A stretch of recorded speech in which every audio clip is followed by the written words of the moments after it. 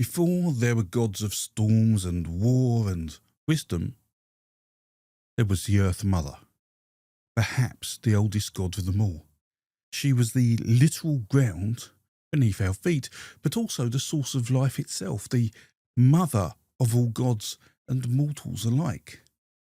But how old is she, and what happens when the earth herself becomes part of a sacrifice that actually creates that world?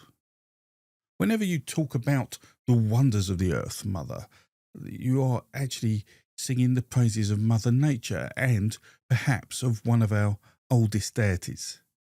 She is sometimes known as the wife of the Sky Father, and she personifies the earth itself and is probably one of the founding gods in the Proto-Indo-European pantheon, which started over 7,000 years ago, a pantheon whose influence eventually stretched from Scandinavia to northwest India. And such a god with such influence has some complexities that have built up around them over time, and such that, well, when you look at them, you realise that perhaps this is why we believe she is one of our oldest gods from a time before the Indo-Europeans, perhaps even before the farming revolution. And this will lead us to ask, how old is she? Where does she come from originally? And then how did the Proto-Indo-Europeans get to include her in their pantheon? And did this impact their existing beliefs? This video is her story, part of my series of videos talking about the gods within the Indo-European pantheon. So, well, if you want to know more, sit back and relax and, well, grab yourself a cup of tea and welcome to Ṛgveda. The Earth Mother's name can be confidently reconstructed in the Proto-Indo-European language as Decum Meter, which has a literal translation of Mother Earth, and she was often given the epithet Plethwy, which means the broad one, which referred to the vast expanse of the earth one could see in the shape of the landscape. But what is Proto-Indo-European, and what is their language? And who are they, and why does it matter? Well, the Indo-Europeans are the cultures whose language has evolved from an original source language we call Proto-Indo-European. And this is a language that we hypothesize as being spoken around 7,000 years ago. And you will hear some people saying, how can we prove the Proto-Indo-European language existed and that it is a political device? And I would say, well, I'd have to say that is a fair question. And whilst we cannot tangibly prove the Proto-Indo-European language existed, not in the way we can prove the existence of a language that has been written down or is spoken today, what we can say is that the comparative linguistic method demonstrates with overwhelming consistency that the Indo-European languages share systematic correspondences in sound and core vocabulary, and the number and consistency of these correspondences cannot be explained purely through chance or from cultural borrowing, but can be if we hypothesize that there was a common ancestor language. And it is this language we call Proto-Indo-European, and it is an academic reconstruction of that language, not speculation. And there is no better explanation or model to, well, explain this relationships between the Indo-European languages. Now, assuming you are on board with Proto-Indo-European being this ancestor language, and so there must have been people who spoke the language to then allow it to spread and evolve, then these people who spoke this language were the Proto-Indo-Europeans, and their earliest cultures probably believed in many of the same gods and told the same stories, the same mythologies. Now, this culture spread over time, predominantly through the Yamnaya culture from around 6,000 years ago. And so the language spread, and so the stories of their gods spread with them. And over time, the changing landscape, which you see during migration, and this with the changing evolution in societies as civilization grows and expands, well, these stories and gods would have evolved and transformed, but the connections, their similarities remained.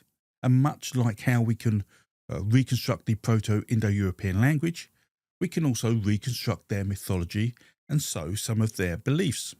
And all this means that when we say we can confidently reconstruct the mother goddess in the Proto-Indo-European languages, Ṛgveda, well, that is the reason why, because we see this goddess in various forms around the Indo-European landscape, and we can look at a few of these Indo-European languages now and the cultures to show this. In the earliest Sanskrit texts of the Vedic tradition of northwest India, we find the goddess Prithvi Mata, which is translated to Mother Earth, and she is a central figure often paired with Dao Pitta, the Father Sky, and that is a Vedic reflex of Deus Pitta, the Sky Father. And we also see that there are Vedic hymns invoking these deities as protectors of the world. But we do occasionally see the Earth Mother paired with the Vedic storm deity Pardyanya instead of Dyaus. In the Ṛgveda 12.1, a hymn to the earth, it describes Prithvi as receiving the rain of Pardyanya as seed, likening their interaction to a sexual union of husband and wife. We also see, in a similar vein, the Vedic storm god Indra as a consort and protector of the earth. And in these Vedic sources, we read of how the rain from the god impregnates the earth, resulting in growth and the abundance of plants. Within the Greek pantheon, the earth is formally represented as Gaia, a primordial earth goddess, whose name may well have origins in agrarian culture, a culture older than the Indo-Europeans, and in which originates in the Near East. Now, Gaia reflects Indo-European trait in that she is said to be broad-bosomed and the mother of gods and men, although this does not exclusively happen with the Sky Father. As we read in Hesiod's Theogony, her initial consort is Uranus, possibly a name again of agrarian origin, and who represents the sky. But when she's done with him, she then creates children with Poseidon before moving on again. And all this is reflecting the really multiple layers of culture that have influenced Greek mythology. But despite this, we always see the earth as a mother figure. With the Greek pantheon, there is also the Indo-European named Sky Father, Zeus, who is her grandchild and who is married to Hera, who is another possible agrarian named deity. And the Indo-European Earth Mother's name is now taken by Zeus's sibling, Demeter. And she is the goddess of the grain and agriculture, properties which reflect the fertility of the earth. And Zeus is not done there. For anyone who knows of Zeus, knows he liked to be fertile, probably not to be outdone by the Mother Earth. And we see he also copulate with Semele, a name thought to have evolved from another version of the earth goddess, Zemila. And so we see in multiple influences in Greek mythology the earth mother goddess of other cultures. And one must consider that this could be the result of the goddess being so well considered as not to include her would be disrespectful to the earth itself. The Roman tradition, which often used Greek tradition as its foundation, isn't quite as complex as their Greek ancestors. They had the deity Terra Mater or Tellus Mater, Mother Earth, and she was part of an agricultural and fertility sort of ritual, or many rituals, and she was often paired with Jupiter, the Sky Father, at these festivals, including the spring sowing festival of Fuldikidia, where a pregnant cow would be sacrificed to Tellus Mater to ensure that the earth remained fruitful. We also see in Roman phrases such as Mater Terra, Mother Earth, the epithets such as Alma Tellus, meaning bountiful earth in Latin, and this gives a perception that she is very much a maternal character. And from the Latin we also see the word humus, a reflex of the Indo-European degum, and this means earth or soil, and that word is where we get the word human from. And so the very word for mortal man in Latin means children of the Earth.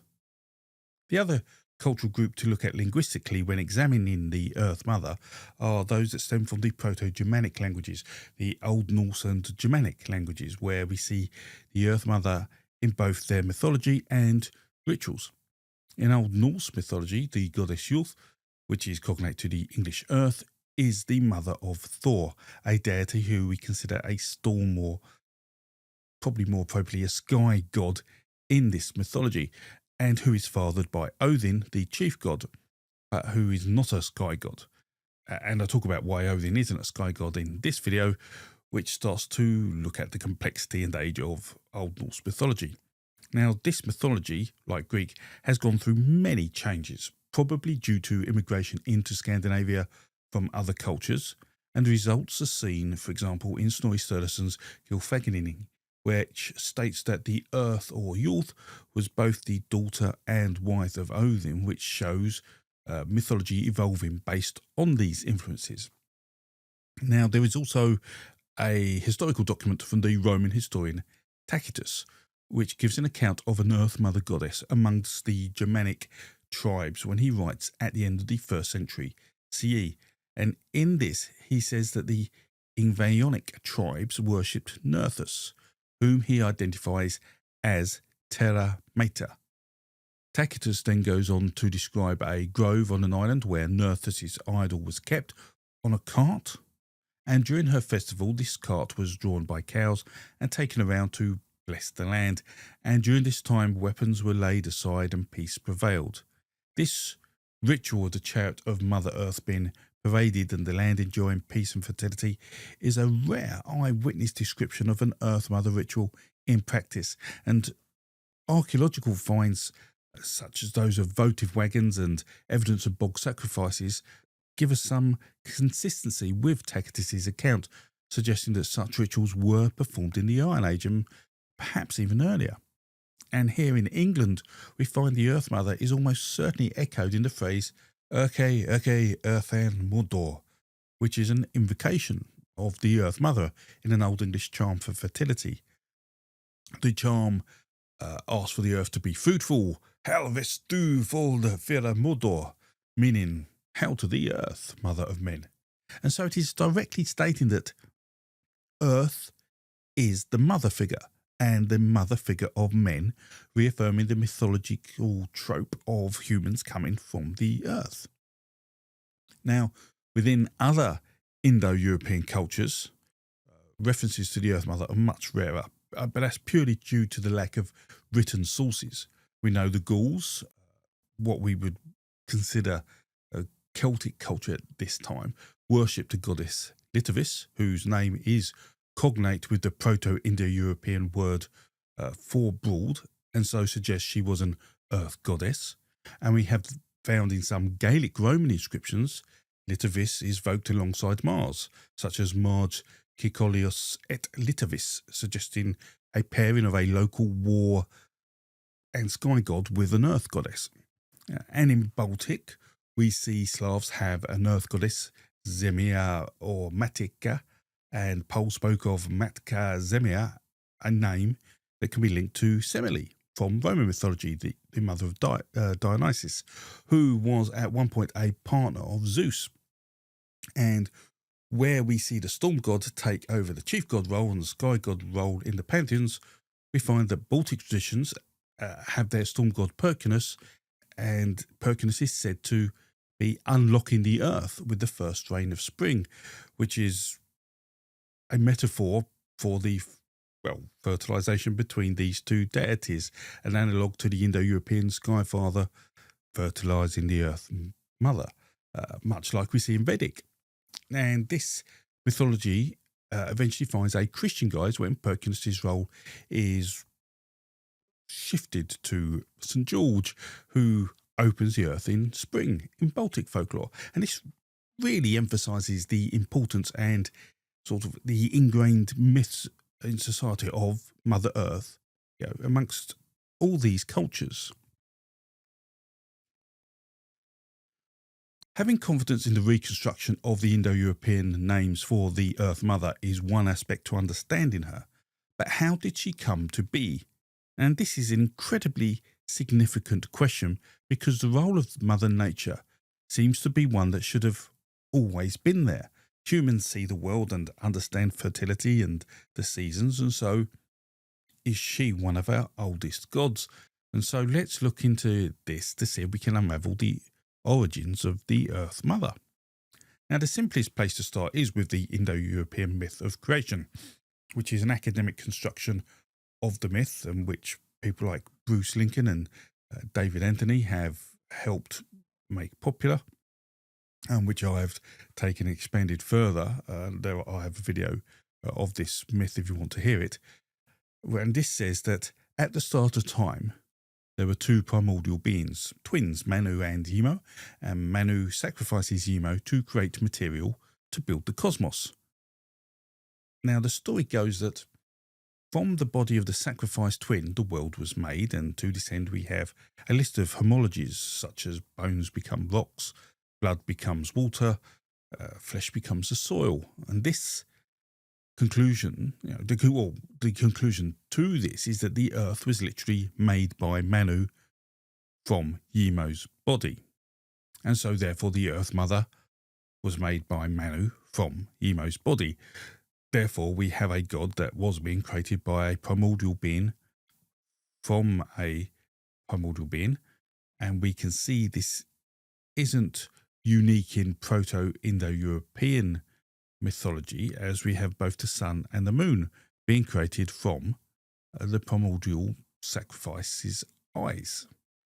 And the sun and the moon are considered deities in various Indo-European traditions. We also have Manu creating humans from the body of Ymir, different parts of the body for different types of humans, priests, warriors and farmers. And then to tie the macrocosmic and the microcosmic views together, we have the cycle of birth and death, and ritual death through sacrifice to give back to the earth. The birth of humans, as using pieces of the earth to create the body, continues the cosmic cycle of life, and this sounds very compatible with a Mother Earth, an Earth whose own resources are used to create humans that then die to go back to put resources back into the earth. We have this, her resources are used to create humans, which is how we see the Earth Mother. What breaks this somewhat is that the Earth Mother is a personified deity. She is not the planet Earth.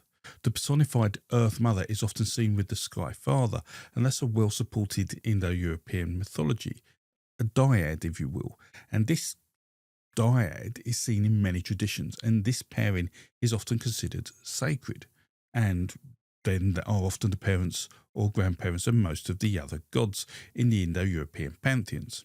Now, I have had a few questions about her connection with water from a couple of my patrons, but such a connection is really ignoring her primary Proto-Indo-European reconstruction as Earth Mother, as well as the epithet of the Broad One. Yes, the Earth Mother has links to fertility and so water. We see that with the storm god raining on her as part of an overall cycle of life, part of a whole, but water is not a specific function of the Earth Mother, and then this would have allow her to have a connection with moisture, a connection where water and earth meet.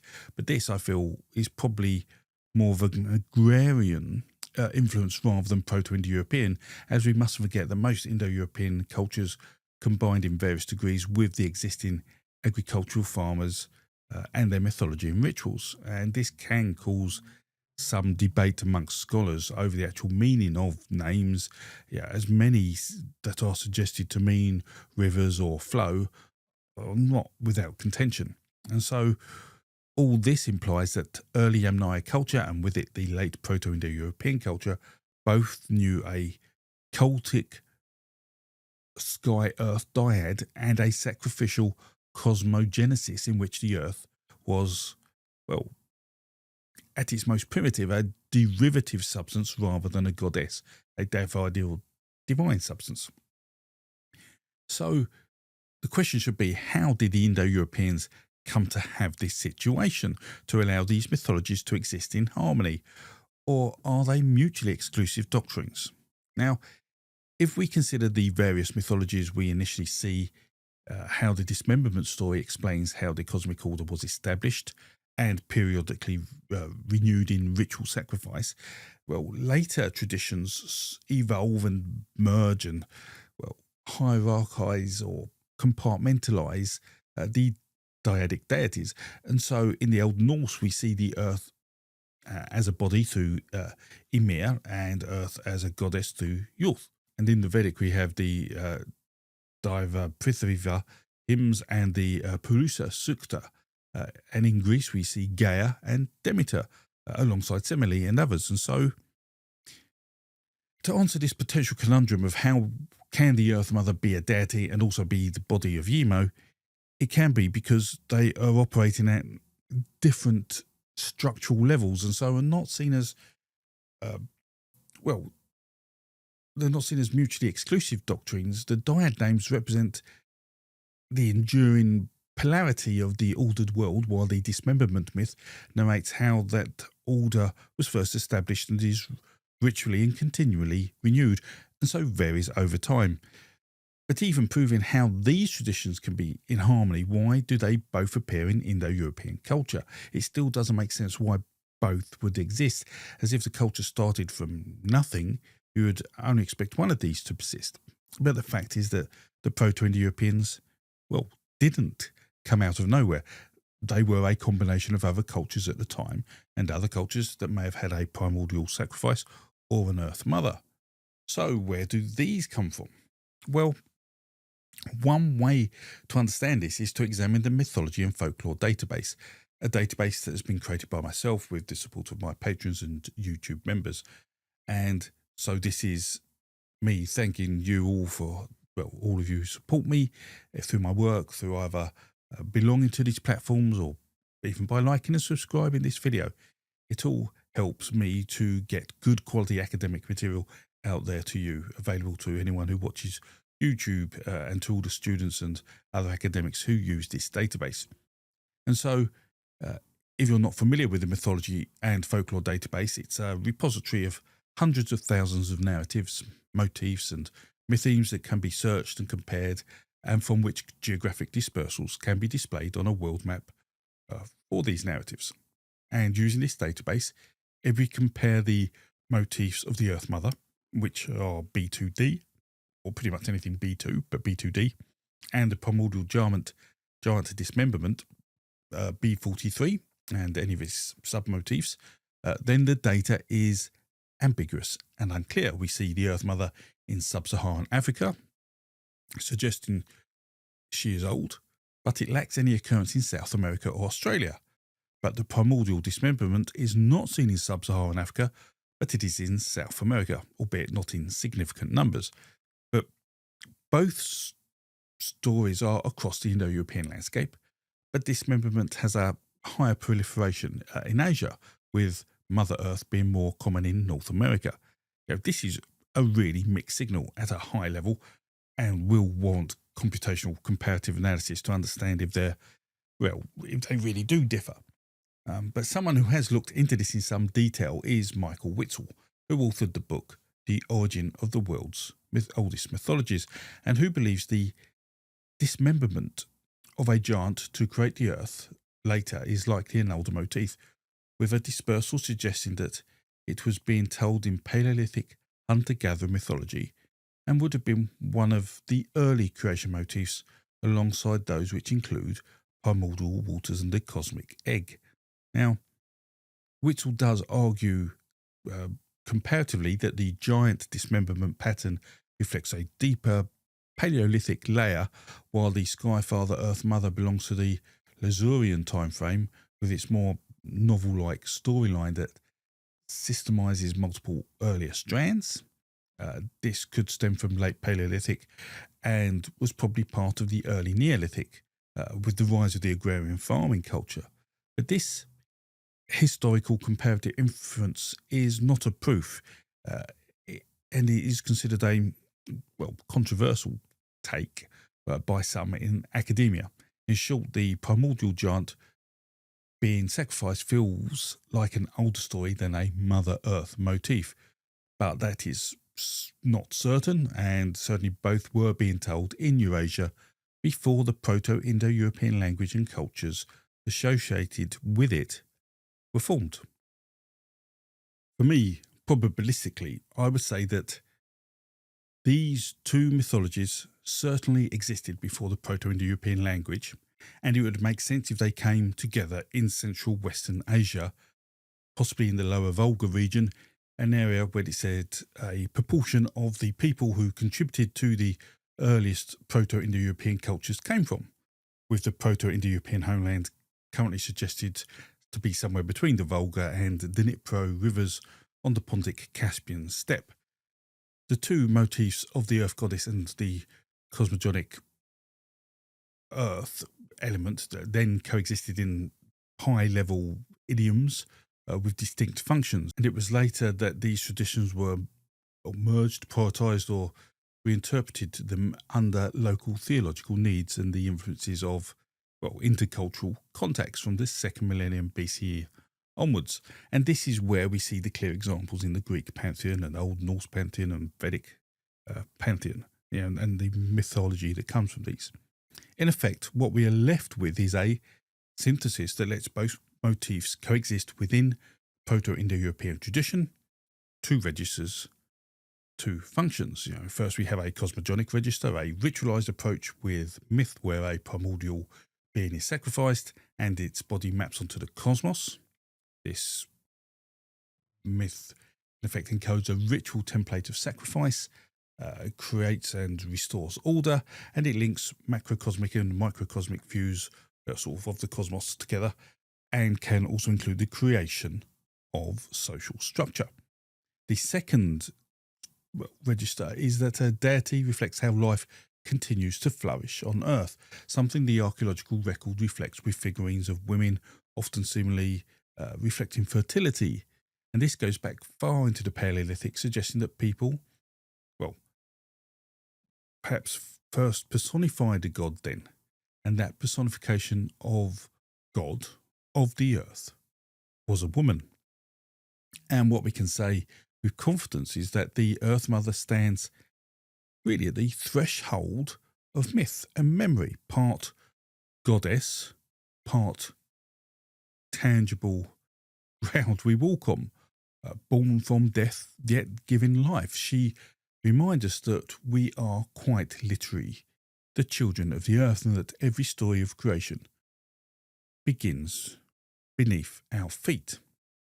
I wanted to create an addendum to what I'd already said in this video about this possible Earth Mother. Now, our earliest creation stories have people coming from the ground, people coming out from the base of a tree or from under a rock, coming from the earth. These people aren't created, they just appear. I think it was Bearskin who said it's a creation myth without creation. And so that could be the seed for the stories of the Earth Mother. The earth is birthing humans. So it could be that our very earliest creation myths actually reflected the Earth Mother. And what we also see is that some of our earliest creation myths, maybe slightly later than this, where we actually see a creation aspect, such as the Earth Diver, where mud is used to create the world. We have this sort of material being used to create something. That is the seed of the primordial giant, the dismemberment effect, where the landscape is created from a being. And you can see in some ways that actually if the earth is giving birth to a human, then the earth is a body. It is a metaphorical body. And so you could see that could be the source of the stories of a primordial giant being used as part of the earth. But you can't just have that primordial giant being made into the earth. Someone has to make it into earth, which is why you have twins. It's all interesting and suggests that these myths could be actually, their very origins could be far, far older still, almost as old as modern humans. Anyway, I just wanted to add that it's an interesting thought. The Earth Mother is an incredibly archaic deity in whatever form you see her in, whether that's personified or as Mother Nature. And yeah, with that, thank you for watching and listening. Thank you for your support. Please like and subscribe. And with that, I will speak to you all very soon. Please take care. Toodle pip.